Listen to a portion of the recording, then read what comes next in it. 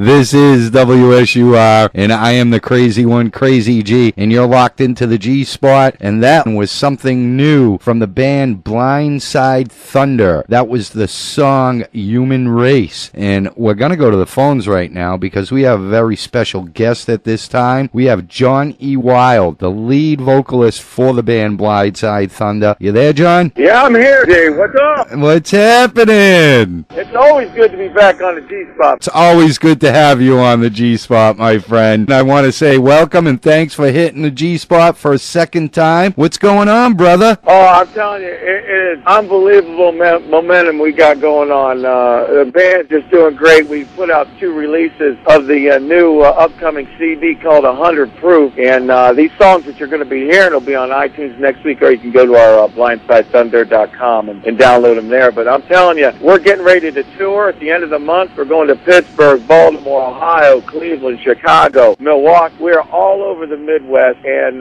there's some rumors going out there. We might be hanging out with Band Tango and maybe doing something on the Monster Energy thing with Kid Rock. So see what's going on. Wow, that sounds incredible, dude. Blindside Thunder gets down and dirty with some hard-hitting rock and roll. Can you just remind us a little on how the band got to this point in time? Well, yeah, no problem. As you know, last year I was here and we were talking about The Storm, which is our really our first full-length original release. The one prior to that, the Truth Hurts, which is a compilation of some covers and a couple of originals. But The Storm has been the mainstay of the band for the last year and a half. Went through a couple different lineup things, nothing major, but we kind of honed the sound and we're now developing it. Not so much mature, just developing it a little bit. A broader spectrum of hard-hitting, driving, party, rock and roll, you know, plug and play. Just drop it up, hammer it up, and crank it up. That's what we do. As you said, you guys started working on this new CD called 100 Proof. What can you tell us about this new CD? And just to add my little twist on it, I wouldn't have expected anything less with the name.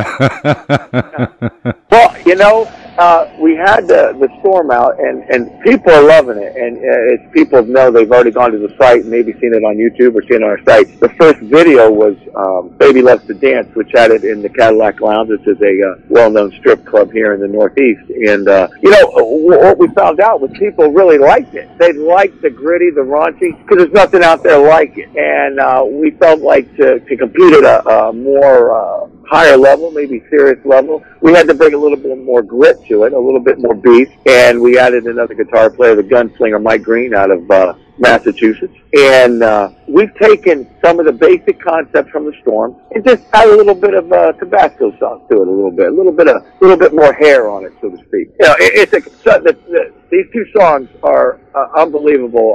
We debuted them last night in Pittsburgh on Pittsburgh radio, and the reception, they had to play it 4 times within the first hour and a half. I was almost in tears. I couldn't believe it. I was so overwhelmed because you never expect something that you create to come out so well, and people are so receptive of it. So. Well, I'm very happy for you, man. That's awesome to hear. And, you know, you got to look at it this way, too. It's your lifeline. This is what you love to do. It's hard work. It's not very easy to write a good album. And I checked out these 2 new tracks, and they are just what I expected from you guys. Hard and heavy-hitting rock and roll. Human Race is pounding. What was writing it like? Actually, writing it was the beginning riff that you hear. I came in and I said, look, I got an idea for it. I put it out there, and the guys kind of went with it, and we kind of tweaked it a little bit. You know, I really, I'm not into politics, and I really don't like to send a message so much, but when I did the lyrics for it, I kind of said, you know what are we about? You know, all the stuff that's going on in day-to-day lives. I mean, people are working so hard for so little anymore. There's just a lot of angst and anxiety going on in society. I said, hey, if I could take these people to another place for about 4 minutes and 10 seconds, we're going to do all right. And I kind of said to everybody, basically, if you listen to it, it's more like, hey, it doesn't matter what race, color, creed you are. You know, we're all the same. And I'll party and rock out with anybody, anytime, any place, anywhere. And it really felt good to put it out there. And when we recorded the song, I knew it when I finished up. I knew I had something good. It felt good. The band felt good about it, and I'm just glad it's out there now. They really are. They're both really feel-good tunes. The next track is obviously a story of your love for tequila. When did you finally decide, especially with this new CD, you would have a track devoted to your long-lost love? I'll tell you, the truth of the matter is tequila, in its infancy, was designed to go on the Storm, and that's why it may feel a little bit in the same direction. I didn't think it was ready for the Storm. I knew it was a good riff. I wanted to wait on it, and it's a lot of metaphorical stuff. You know, is it about the girl? Is it about the drink? Is it about the hangover? So it's about all three, I guess, and I think every one of them will give you a hangover sooner or later. I just like putting it out there and laying it down. You know, I mean, it's just a fun song. And I tell you what, I was talking to a couple people, and they asked me, what about the chorus? And I said, I'll be honest with you. We were in the studio, and 1 hour before I was supposed to actually do the vocals, I wrote the entire lyrical content for it. And I love the chorus on this song. I think it's hooky, it's catchy, it's hard driving. It just smashed the dashboard, driving down the road and crank it up with the top down, you know? I definitely got into both of them. I liked them both, and I was like, I can't wait for this CD to come out. Was there anything different you did with 100 Proof compared to the past CDs, or even Storm for that matter? Yeah, I took a little bit more time in the post-production than I did before. As you know, it's a learning process like anything else. You get in there, you find what works for you, what doesn't work for you, and I really try to hone the sound of the band to make it contemporary with a little bit of throwback feel to it. You know, I really wanted it to be hard-hitting. I wanted that kick drum to be sticking out. I wanted the girls to feel it. I wanted the guys to get into it. And that's kind of the concept on how we developed it and how I put a little bit more time into that project. How excited were you for this CD? I was, to be honest with you, I kept my fingers crossed. The guys in the band, there were some songs that was like, well, you know, we'll see. And then once they got to hear the vocal lines and everything blended together, they go, oh my God, you know, this is where we need to be. This is a spot where there's no other bands right now. You know, there really isn't. There isn't a lot of bands, and you know, Motley Crue and those guys are getting ready to call it quits. Hey, somebody's got to pick up the banner and wave that flag. That's right, man. It doesn't take much, and if you pick up some of the slack, then great. This is going to be a big hole left by them guys, but I think you guys would fit perfectly in their shoes, and I'm not just saying that.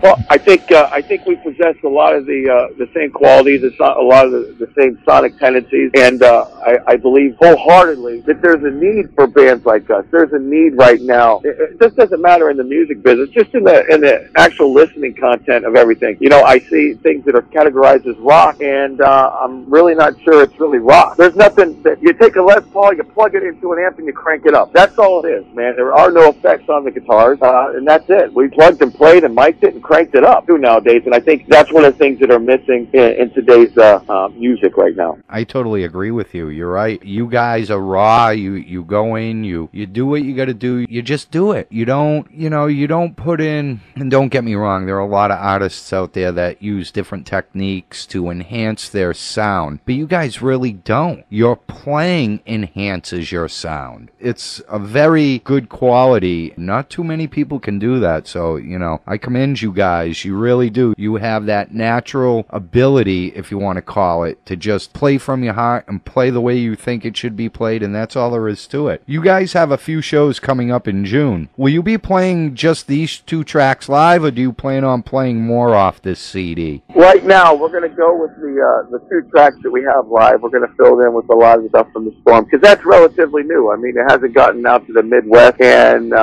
like I said, we're looking forward to going into Baltimore, into Pittsburgh, into Columbus. My hometown, I get to go back, you know. I haven't been home in over 20 years. This is the first time. I know that my parents are flying in from Florida to see the show, and this will be the first time they've ever seen me play, so I'm pretty stoked about that. I mean, we've already sold 150 tickets just for that show. We have never played there, so we're really fired. We're jacked up on Mountain Dew and Rebel Ale by by Sam Adams. Like I said, the whole thing of it is rebel rock. You know, we're not about, fighting each other. We're about fighting, for the freedom to have fun. That's what we're about. It's called rebel rock. That's what we want to bring. We want to bring just a little bit, something a little bit different, something unique, but still fall back to the way back. I was talking to somebody earlier, and I said, basically our demographic is 30 to 50 and 60 years old. And there's nothing wrong with that, These people still come to our shows. We're at the Hard Rock Cafe on a Sunday. We packed the place. We packed the place at the Hard Rock in Boston. So, I'm totally stoked about what's going on and how this thing is taking off like a jet engine. I could not be happier. And I'll tell you what, I want to thank you for making it possible, because our last interview you put up on YouTube had got so many hits, and a lot of people just got into it. And we got a lot of input, feedback, and people listening to the band just because of what you did, G. So I want to thank you in front of all your listeners and say thank you for making Blindside Thunder what we are right now. Hey, anything I can do to help, I can't just take the credit for that. You guys put out the product. All I can do is help you guys try to get it out there, and, that's what I like doing. I like listening to new stuff. I like listening to stuff that's hard and heavy and slaps you upside the head and says, hey, wake up, man. Time to get that blood flowing. And anything I can do, I've always loved music, so, you guys deserve a lot of that credit more than I do, because if it wasn't for your sound, you wouldn't be where you are today. So, although I thank you for it, I know you guys, you work hard. You get your style and your sound out there, and hey, if I can help, then great, man, and I enjoy it. So, it's all good, brother. Anytime I can help you guys out with an interview or whatever, I'll do it for you. Getting back to what you said earlier, because I want to actually touch upon this. Back in December, Blindside Thunder did a video for the song My Baby Loves to Dance. What was it like doing that video, and are there any crazy stories with tequila? After the video, there was crazy stories about tequila, but I don't know if I can talk about it. That video was, it was kind of weird. It was like 1 o'clock in the morning, and I think we played that song almost 45 to 50 times to get some of the shots, and then the girls came in afterwards, which was exciting and revealing, to say the least. So it really got the blood flowing about 6 o'clock in the morning, and I was kind of stoked to see the sexy young ladies walk in and do their thing. So it was pretty impressive all the way around. But the tequila did flow afterwards, and things took place, and I'm sure that I'll leave that up to your listeners to kind of figure out what happened there. But it was fun. It was a party for everybody, and most enjoyed. I think we should try to, do it one day. Yeah, I think that would be a great idea. This time, I will make it there. Let me know if and when you're going to do it, because I would love to be there. Maybe get some stills of you guys doing the video. Keep me posted on that. Oh, definitely. I know that we're going to probably film one for Human Race, and we're going to take all the stuff off the road when we go. We're going to kind of film it on the road, because it kind of deals with a lot of people aspects. So we want to kind of film all the meet and greets and things like that we have going on, and kind of put it into a nice collage. That's a very cool idea. I definitely think tequila will have its own specific title and video. I'm not really sure exactly what we're going to do for that, but there's been banter about a few ideas. How about a tequila plant? A tequila plant? Yeah, where they make tequila. Do the video where they make tequila. Well, I tell you, no, I think I've locked onto that. So one of the songs in the first album was Blue Agave, so I think we're going to have to go south of the border down there and see if we can find the Cabo Wabo plant. Hang out there for a couple days. That sounds great, man. One more question, and I'll let you go. What can be expected from Blindside Thunder for the rest of 2014? Well, obviously the release, probably the 2 videos, and most likely finishing up on some smaller tours in the Midwest, down to Florida, Oklahoma, and in that square there up to Milwaukee and back over to Pennsylvania. That's where we're planning on doing it right now. That's where we're really hot, and we're going to go there and see if we can hook onto some tours. There's already some contracts flying, but I really can't get into it right now because nothing's totally official yet. So, but there is some serious banter about opening for some major acts, and we're pretty stoked about it all the way around. I'm pretty stoked for you, my man, and once again, I want to thank you. I want to thank you for taking the time. John E. Wilde, vocalist for the band Blindside Thunder. You guys are awesome. Thank you. I appreciate it. I wish you nothing but the best. Man, just keep on rocking, dude, because you guys do that. You exactly do that. Well, I appreciate all the support and kind words, and it's always great to be here on the G-Spot with you, brother. I'll let you go for now. Again, have a good one. Good luck. I wish you the best with 100 Proof. I can't wait till the rest of it comes out. We'll talk again in the future, hopefully very soon.